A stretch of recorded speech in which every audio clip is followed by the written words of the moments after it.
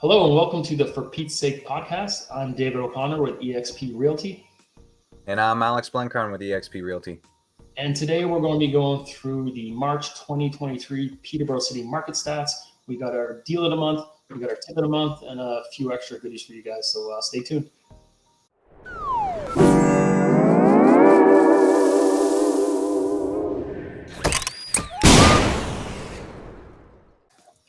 Hey Alex, how you doing? Good, man. Good. I'm actually at home at the Rent's house for Easter, so I apologize for any weird internet issues or any singing going on downstairs because the wife's down there and they're having a singing party. So I apologize in advance for that. How you been? Good, man. Yeah, you're blurring, melting into the studio behind you. Yeah, I saw that. Well, I'll be good. base for this one. Yeah, I'm good. It's Easter weekend. I have the little kids. We're gonna do some fun Easter stuff. We tried taking them to see the Easter Bunny at the mall, and that was a bit of a fail. Just a terrifying creature that thing is, and the kids weren't having it. So we'll try again next year. Yeah, a warning in advance. If anybody is going to take the kids to go see the Easter Bunny, he's pretty scary. Yeah, I was a little scared. But yeah. So we got lots to get through here today, so I just thought we'd jump right into it. Yeah. Now, one thing that we've got to have on the agenda is I believe we had a bet last episode in regards to the March average price. Now, I think I came in like a fool and I was a little bit hot. And I believe I said that it was going to be above $650,000 for the average price for a residential home in the city in March. And I was mistaken. So I do have to eat a donut. We don't have one right now because I'm a couple hours away. But for the next episode, we will make sure to get a donut on my plate. Yeah, I feel bad, buddy. It's 3-0, I think. Yeah, I know. You'll get yours eventually. You'll get yours. I shouldn't go to Vegas. Yeah. Yeah. So to start off, actually, we are going to talk a bit of macro like we always do. So a recent population growth, the data came out from Statistics Canada at the end of March. I'm sure you guys have seen the headlines, but we had a record population growth from January 1st, 2022 to January 1st, 2023, so the full year of 2022, we had a record population growth in Canada of around 1,050,000 new people. Now, an interesting fact about that population, and this is taken straight from Statistics Canada, in 2022, it says, the reason behind Canada's record high population growth was somewhat different, since international migration accounted for nearly all growth recorded. It was 95.9% of the population growth, which comes in just about around 1 million people. So why is this important for real estate? Well, people need a home, whether they're going to be renting, whether they're going to be buying. They need a roof over their head. As we've seen, it seems to snow now in April. So they need a roof over their head. So they're going to be pushing demand into either the rental or the resale market, and particularly in Ontario, because we've seen estimated around 43% of emigration settles in Ontario, and that's a stat taken from the Ontario provincial website. So if we take the amount of international migration that we saw and we take 43% of that, it's estimated that around 433,000 people entered into Ontario.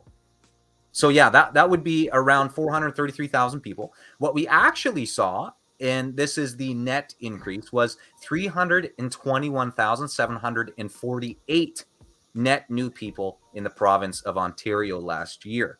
Now, those people are probably going to need to find housing.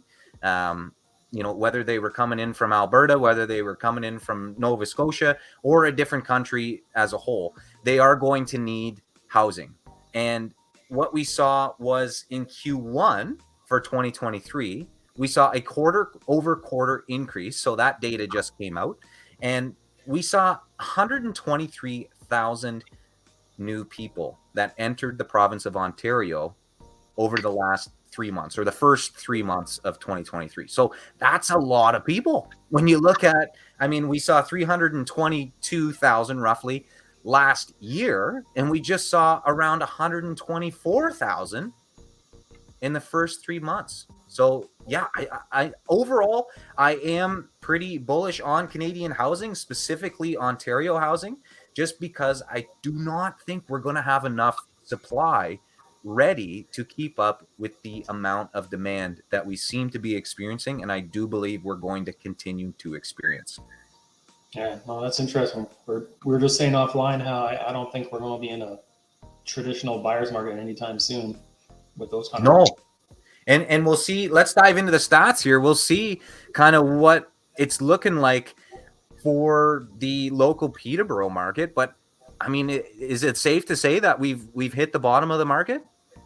Yeah, as we were talking about before, I think the bottom was January, and we trended up February, and again even more so in the March numbers. And you've seen the hot sheet the last few weeks. Wait till the April numbers come out. Oh yeah. If it's not official now, we're definitely in a seller's market, especially anything under 600K in Peterborough is just flying off. Seems to move. Yeah. So let's see what we got here. The average sale price has declined 23.5%. Remember, this is year over year. We're comparing March of 2023 to March of 2022. New listings have declined 49.7%. Number of new sales has declined 55.9%, and the days to sell has increased by 150%. Yeah, what are you seeing here, Alex? I don't really see many surprises when we'll see in the data here when we compare. I mean, March of 22 to it was really a bit of an unfair comparison.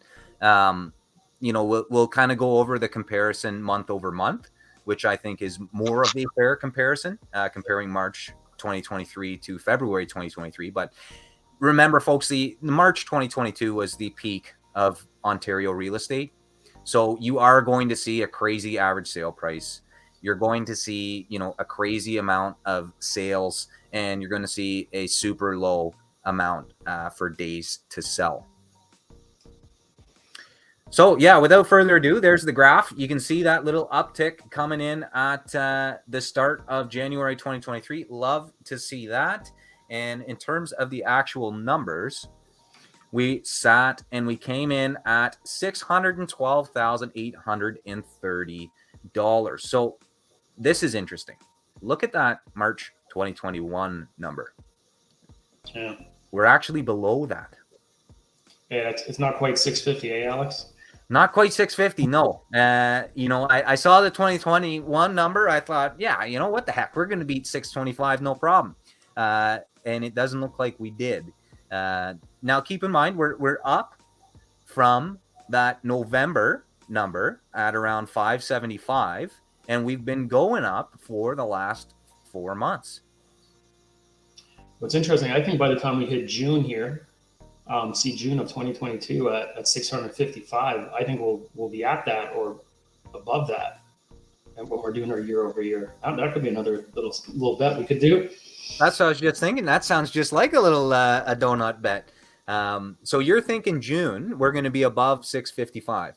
Yeah, I think it will be the first month when we do this podcast with a year over year months would swing the other way than it's been going lately. Yeah, let's see what happens. It's crazy to see the huge drop. You look at 801 in March, and I know we've talked in length about this, but the 2022 numbers, 801 in March, and then you're down to 655 in June. That is a huge, huge drop. Man, you'll see it in these later slides, but what happened too is a lot of listings came after they saw those prices. And didn't sell or took a while to sell. Yeah.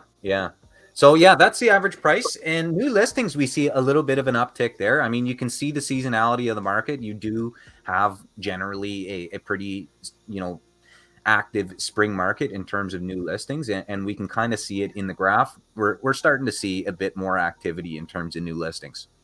So we came in at 96. We're still well below 191 from last year, but look at that. We're up month over month. We did see a slight decline January to February, but it looks like we're back up, which is great to see. And I do believe that trend will continue. I mean, you can see it historically there. You do see the increase, every single year from February to March. And then, I mean, besides 2020, which if we remember what happened in April of 2020, COVID, the Yeah. you do see it, increase and continue to increase generally, March, April, May kind of thing.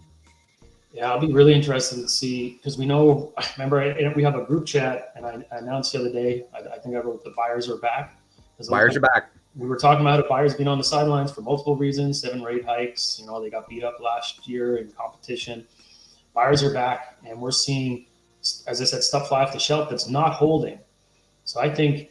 What do you think, Alex? I think in the next week or two, that price point, that definitely that under 600, you're going to see competitions again, and you're going to see them start to hold for a week. If stuff's selling, a day after they come to market or before the weekend, they're definitely going to start holding at that price point for sure.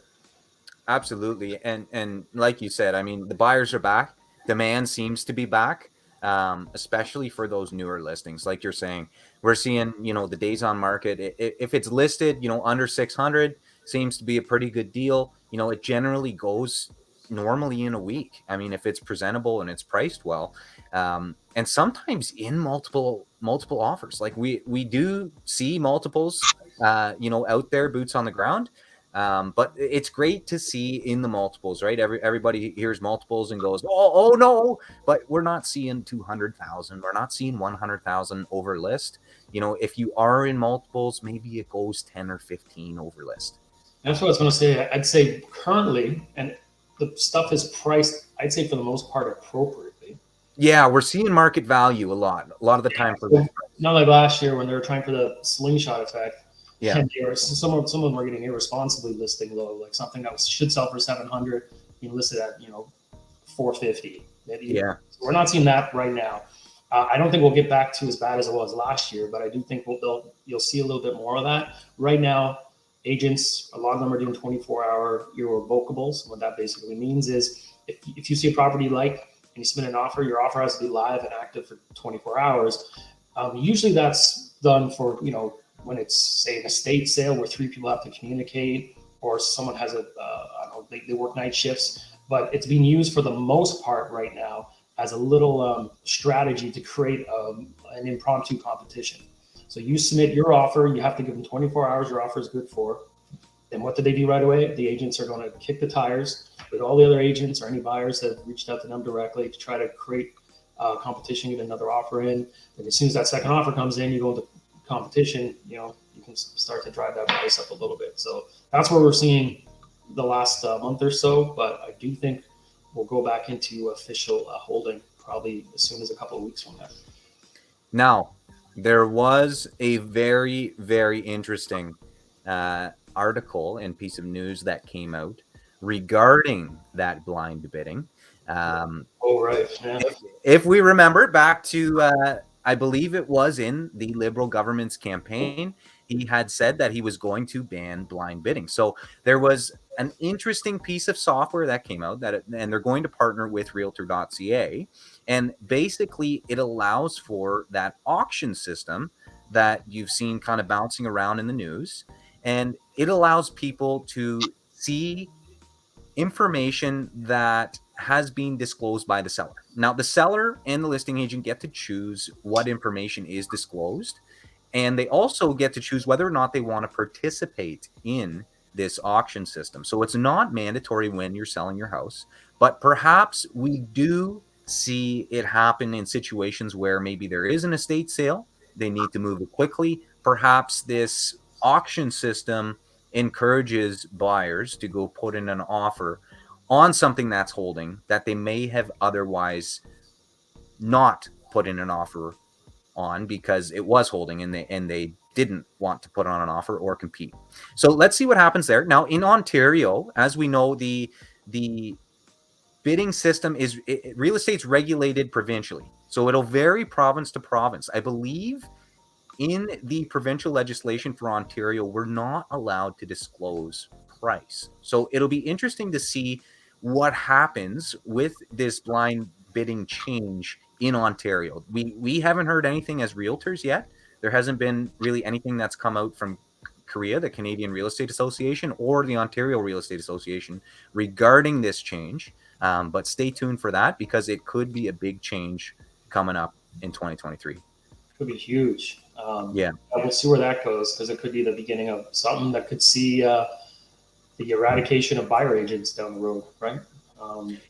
So that's what's interesting. So they've come out and open offers. So they've I believe they've been running this in Australia. It's a little bit different in Australia, but it's a similar comparable real estate market in terms of the economy. They're fairly similar to Canada, and what they do is it's almost an event for Australians. There's 20, 30 Australians piling in front of a house, and there's the listing agent on stand going, hey, do we hear 5, 6, 7? Oh, okay. Do we hear 700,000? Okay. Do I hear 710,000? And they're doing the auction actually on the doorstep of the house. Now, what's interesting about the buyer's agent side is the open offers software. In order to put in an offer, even during the auction system that they have, you do have to be registered as a realtor, and you have to be registered with this open offer system as well. So you can't just, from my understanding, from what I've read, you can't go out and just put in an offer if you aren't registered with this open offers software. So you would have to be a realtor and most likely a buyer's agent to put in an offer. Well, and same. My understanding is there's no real buyer agents in England, and the whole idea of a buyer agent over here has only really existed since what was like the 80s, like late 70s, 80s. So yeah. So we'll see what the future holds. Yeah, not a lot of info yet, but yeah, stay tuned for that, because that could shake things up. We'll keep you guys posted. Number of sales, you can see, back on topic here. Number of sales, we saw a slight uptick month over month. You can see the January bar, and then the slight dip in February, and then another increase in March. So that is fantastic to see. Again, a little bit cyclical, similar to the new listings. So there you have it. The number is 63 for number of sales. Not great when you look at the last 5 years. We're the lowest month, for March. We're the lowest reading for number of sales for the month of March over the last 5 years. So not great to see there. Any thoughts on that? Well, yeah, we'll see when we see the number of actual listings. But if my fear is that we're seeing the buyers back, as we say, and if the sellers don't come back and inventory is tight through the spring market, then you're really going to see prices spike again. Yeah. And there it is. So active listings are the green bar, and sales are the blue bar. So this is just a 1 year in review. So we went back to Jan 2022, so we could compare and see kind of what's going on. So obviously we've got active listings higher than sales. This year, look at what it was last year. That's that third group of bars in the graph, and you can see number of sales almost double what the number of active listings were. But it's kind of the other way around for March 23. We see, double the amount of active listings compared to sales. Yeah, we flagged this before, so it's less so than the previous months, but this is active listings. So that the green for the current month is a little inflated from carryover, which we're seeing less and less of. As we said, we haven't felt like it was a seller's market because we had existing inventory, but the market is being absorbed in that inventory. And as soon as we burn through that, we can officially ring the bell for a seller's market. Yeah, and you can see it there. You can see November and December, and just look at the small blue bar compared to the giant green bar. So things have improved since then. If you kind of look visually, you can see, there was a slight increase in active listings, but there appears to have been a larger increase month over month in the number of sales. So that's great to see. And there's the numbers for you guys there. So we went up about 8 listings for active listings, but we went up 13 for number of sales. So that just kind of goes to show you, if you look at the ratio there, the number of sales have increased compared to the number of active listings, indicating there is slightly more demand than there is supply compared to February. Definitely. And then days to sell. So we saw an uptick, a downtick there month over month, and you can see it down. You see March, February, January, December. December seems to have been the highest over the last couple of years, 2 years there. But we're on the downtrend in terms of days to sell. Yeah, you can see it So here. we came in at 20 days to sell. You can see 34 in January, 25 in February. So, I mean, what are your thoughts there? We can see it's slightly coming down from December at 37, 34, 25, 20. Are we getting, are we going to get to 15 in I think April? 100% will be at 15 or lower from what I've seen in the last few weeks. Yeah, things are moving quick. They're going to start holding. The only thing that might skew it, it's almost tailored to market. So you got that 6 to 700 and under.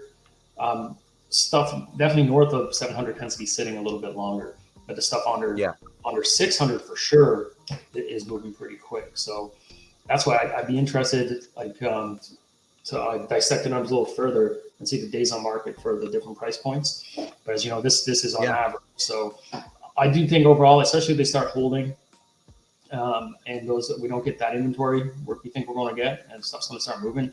I wouldn't be surprised. Maybe at peak, maybe we could hit 10 in May. But definitely, I see us down to mid-teens by the time we do this next month. Yeah, that would be cool. And then months of inventory there. So this is kind of a way to measure what type of market we're in. We still came in at 2 months of inventory, but as you can see from the graph, we actually slightly came down. Maybe we were at around 2.5, in February, and we slightly came down to around 2 months of inventory. Yeah. So there it is. I mean, there's no decimals on this one, but visually from the graph, we did come down in terms of months of inventory, indicating that it's a bit more of a seller's market, a bit stronger of a seller's market than it was in February. Yeah, and it ties into the last slides we're looking at, and we'll see that to continue to go down, I think, for the next few months at least. Absolutely. So now I wanted to talk a bit about the first home savings account. So as we know from our good friend Ben Franklin, there are two things that are inevitable, and they are death and taxes. Unless you're at least not making the Stanley Cup. Yeah. So if you're a first-time home buyer in Canada, the federal government has basically released something called a first home savings account. It's similar to a TFSA. If you guys know the TFSA, it basically allows you to shelter your investments from tax. Now, similar to a TFSA, there are contribution limits. So for your first home savings account, you can use it like a TFSA, meaning you can invest in publicly traded securities, government bonds, GICs, mutual funds, and then those can be withdrawn tax-free as long as the funds are used for a qualifying first home purchase. So you can use this as an investment vehicle for a maximum of $40,000. So $8,000 a year is your contribution limit, and then it goes up to $40,000. So you can withdraw as much as you want, obviously up to $40,000. Once it's full, you can take out your $40,000 and use it as a down payment for your first home. Now, in order to qualify for this, you must be a resident of Canada who is at least 18 years old and hasn't owned a home or lived in a home owned by their spouse or common law partner in the current calendar year or the 4 previous calendar years. So interesting criteria there. In terms of a qualified home, this is taken directly from the Government of Canada's website. It is a housing unit located in Canada. So just think, your typical home. It can be a share in Co-op Housing Corporation, and it can also be an equity interest in a housing unit. So, typically you're going to see this for your standard first home, and it's an investment vehicle that allows you to shelter those investments from tax. There is a contribution limit, and there is a limit for how much you can put total in your first home savings account. And if you're interested in learning more, definitely talk to a qualified tax professional such as an accountant. In terms of dates, it was supposed to roll out April 1st. So that's why I brought it up. Supposed to roll out April 1st. Unfortunately, it's not available at the big five banks yet, but they are targeting this sort of product at the big five banks sometime in the next year. So it will be available in 2023. Any thoughts on this? Yeah, well, we knew things like this were coming because there's a whole generation that if they don't get some sort of support or help from the government, they just will never be homeowners. You threw a stat out. I don't know if it was on the podcast, but it was something to do with the average household income from 20 years ago, I think it was, versus the costs of like owning a home, and it was pretty staggering. It was very staggering. So just roughly, I don't have the exact stat in front of me, but it was taken from StatsCan, so a reliable source there again, and it basically it showed the average household, the average price of a home in 2003 versus the average income, and then it compared it to 2023. So what's interesting is the average household income in 2023, 20 years later, actually shrunk. It didn't shrink by much. It was negligible. It was maybe 61,000 roughly in 2003, and it was around 60,000 in 2023. But the average price of a home tripled. So we saw it was around, let's say 200,000 for a home in 2003, and it was 600,000 for a home in 2023, even though the average household income hadn't changed. So that's why that whole generation doesn't have a fighting chance unless they roll out more programs like this. There's obviously the RSPs for some home buyers has been around for a long time. I was able to take advantage of that when I got into the market 12 years ago. But I think there's more products like this that have to come out. They just have to. So it's to me, I think this is good news. Absolutely. Yeah. There's more things like this coming. Absolutely. Oh, here we go. Tip of the month. We're having some discussion about this one, and we wanted to go with warrants. And for people that don't know, so when you're submitting an offer, there's a Schedule A section of your offer where you can put all your components of the offer, and that's where you see your conditions, agreements. But the other thing else you see is your warrants. I'm a big fan of warrants. I think I put warrants on almost every offer I can. The difference is a condition holds up a deal from going firm. So typically, if you're a buyer and you submit an offer that's got several conditions in it, the seller doesn't like that because it's holding up the deal. So that the reason why I like to use warrants is it doesn't hold up the deal, but it gives the buyers some extra protections. And just a quick example of a good warrant to use is if you're buying a house with a pool in the winter months, and you put a warrant, the pool's going to be in good working order when the springtime comes. And even though you close before the springtime comes, the warrant exists past the closing date. So it's just a little bit of added protections in case you ever have to circle back to the seller because spring comes along. You turn on the pool, nothing's working. It's in rough shape, and it was almost misrepresented. So it gives you a little bit more, clout when you gotta circle back. But I use warrants on I have a very generic one I use on all the systems of the house are in good working order. You can do it on appliances. You can use them all the time, and typically it won't hold up, as I said, the deal. So they'll allow them to go through and they'll accept it. Even in a market like last year when the sellers had all the cards, I was still getting those warrants in. We did want to note that there are times you can't use a warrant. For example, when there's an as-is condition, a lot of the as-is are worded that they won't represent and do any warrants. And an example of that is if a house is in disrepair and it's being advertised as such, they're letting you know up front, well, this house is it's in pretty rough shape, so we're not going to warrant anything. And another time you see that is it's a third party selling the house that doesn't have that kind of intimate knowledge, so they're not going to warrant anything because they don't have that information. Like a trustee for an estate sale. That's when you see it a lot. Yeah, when they've maybe never even been in the house. So how are they able to represent or warrant anything about it? They've never been in there. Yeah. So I love warrants. As I said, I get them on every offer. The only time they'll ever have, well, I've ever had someone cross out is they meant to put it as is, or they hadn't fully disclosed that it's a third party, and they're like, we actually can't warrant this, and they'll cross it out and sign it back. But for the most part, you can get those warrants in. I like to use them on wells and septics as well. Yep. Yeah, especially people don't know this. There's all these bonus little mini tips, but if you're buying a property with a septic tank, you're actually really not supposed to open that in the winter months. It's actually not good. First of all, the ground's so hard getting through is one thing. Yeah. And two is it's actually not good for the actual system.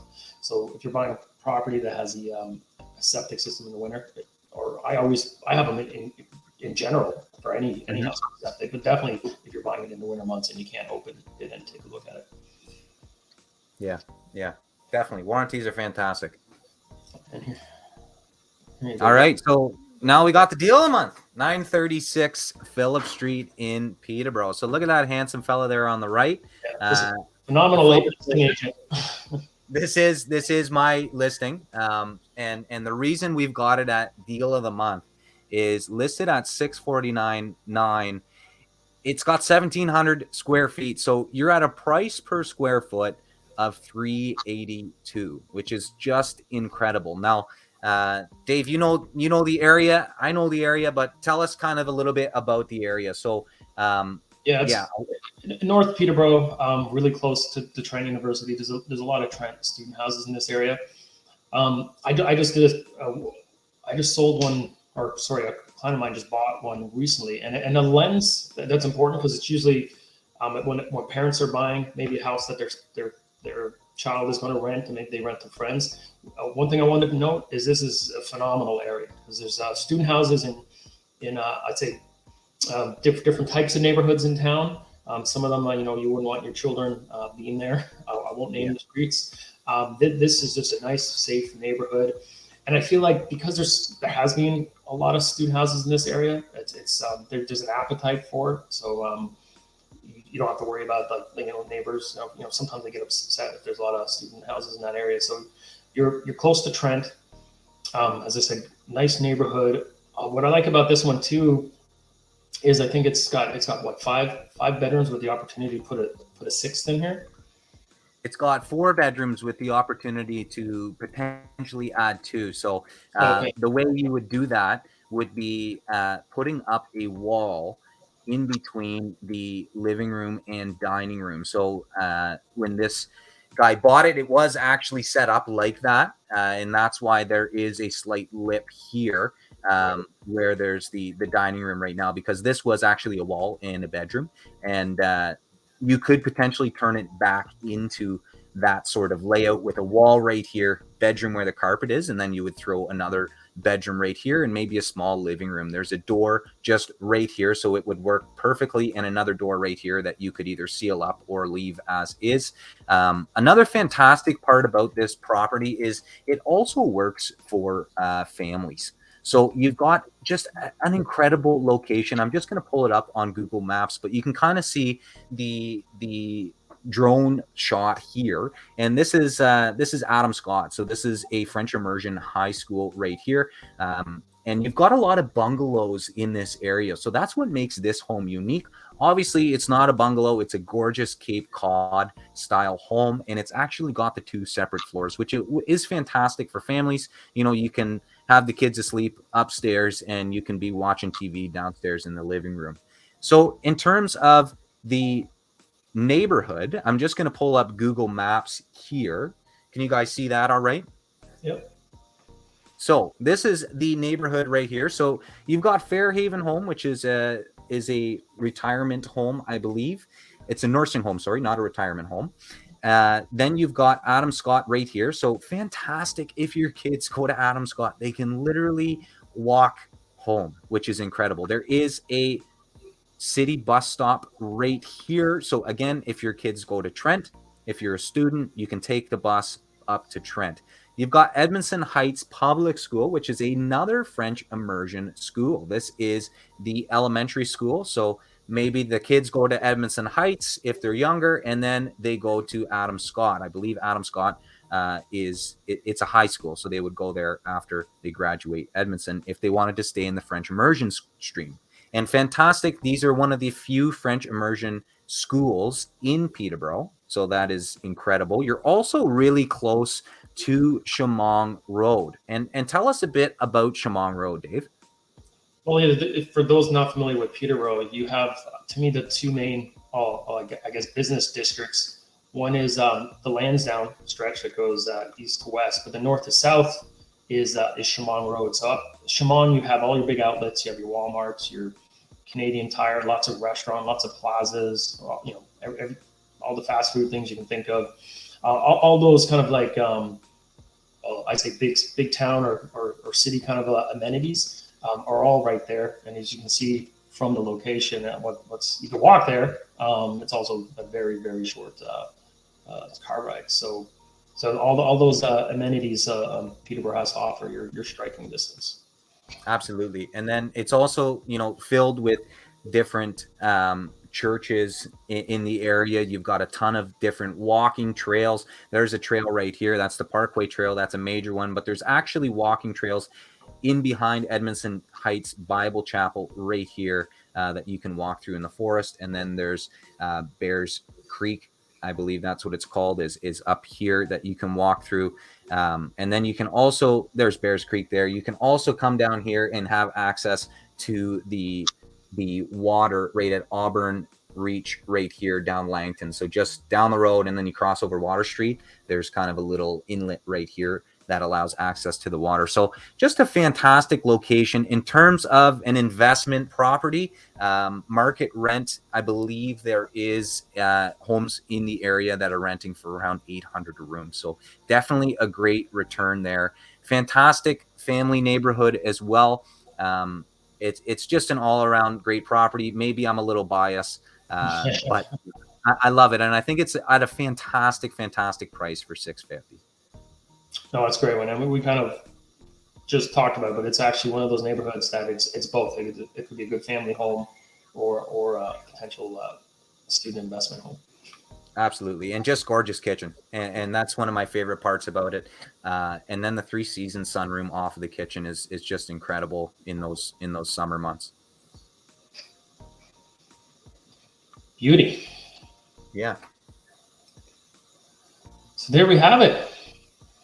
Yeah, that was a good one. Yeah. So what do you got planned the rest of the weekend? A lot of Easter stuff. We're actually celebrating Ma's birthday tonight, and then we're gonna have all the family over. Well, my 3 sisters and their boyfriends, and then I got Bryn downstairs, and we're gonna have a great ham dinner tonight. So looking forward to that. What about you? Well, I was telling you, I'm sponsoring like an event down in Whitby tonight at the shout out to the Celtic Club in Whitby. Yeah, go Celtics. Yeah, exactly. And then we're doing some family stuff. We'll do the Easter egg hunt. I think just 2 more dinners. I'm missing this one, but I'm doing 2 of 3 dinners this year. That's not. If that was a day batting for the Jays, 2 for 3 ain't bad, I say. Yeah.